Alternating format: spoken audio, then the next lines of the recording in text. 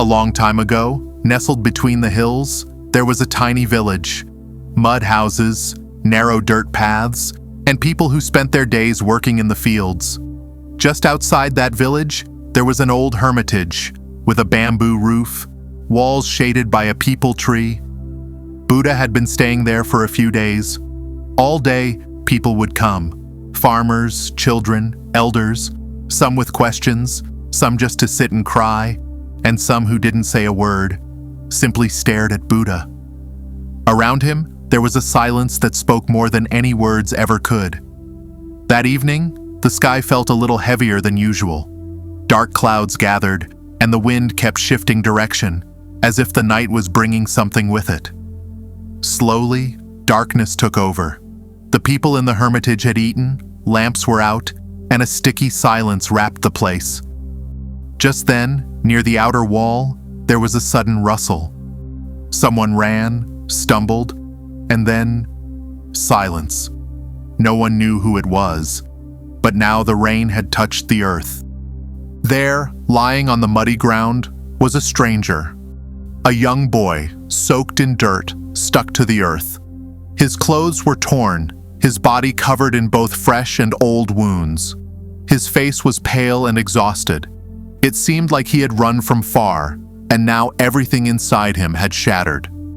He was breathing, barely, as if a storm had swept through him, leaving only a faint heartbeat behind.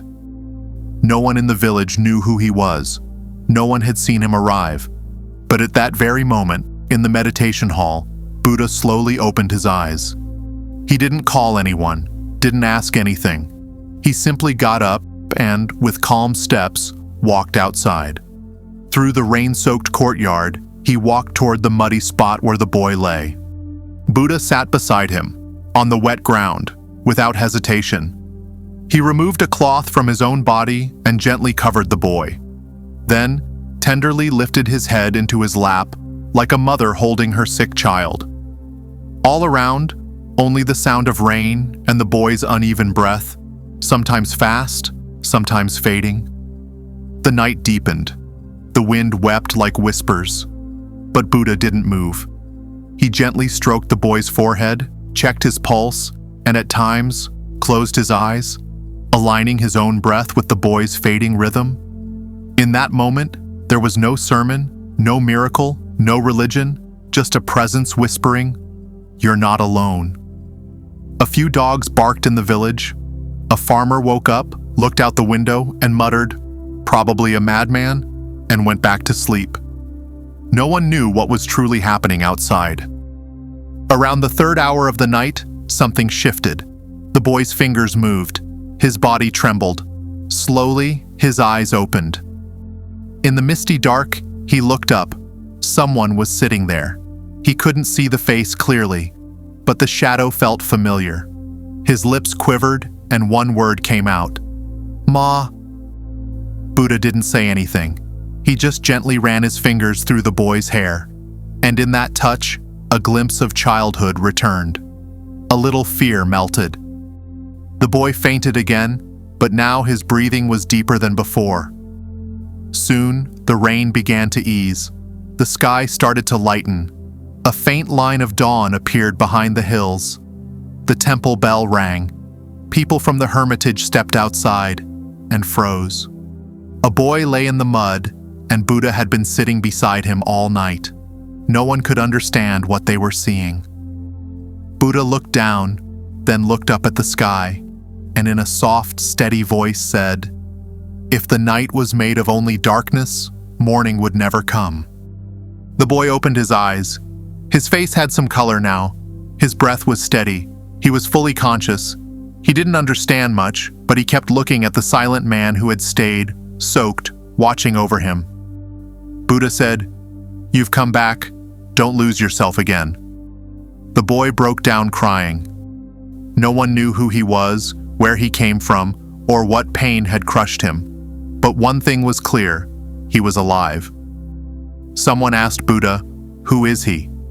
Buddha smiled and said, "The one who is alive today, that is his greatest identity." That night, there were no miracles, no heavens opened, No flowers fell from the sky, but a story had been born of a night when no one knew if the boy would make it till dawn. But someone had stayed, silently, without a word, just sat there. In everyone's life, there comes a night when it feels like everything is falling apart. The whole world seems to be asleep, and no one hears our cries, not even the silent ones. Our breath may continue, but inside, it feels like the heart has already given up.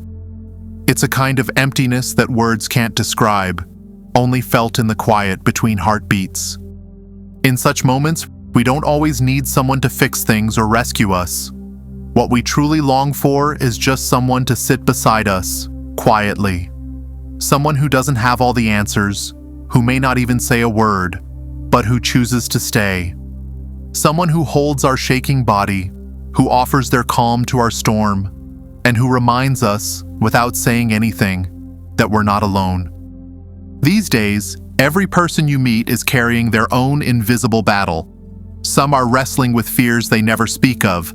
Some are surviving harsh words from the outside world, and some are silently grieving the cracks in their closest relationships. Pain is everywhere. It just wears different faces. But in a world where everyone is fighting, can we become that quiet presence for someone else? Can we be the one who stays when everyone else leaves? The one who waits in silence, not to solve or explain, but simply to be there until the first light of dawn? Because sometimes one silent presence is enough to save a life. And sometimes, by sitting beside someone else in their darkness, we save a part of ourselves too.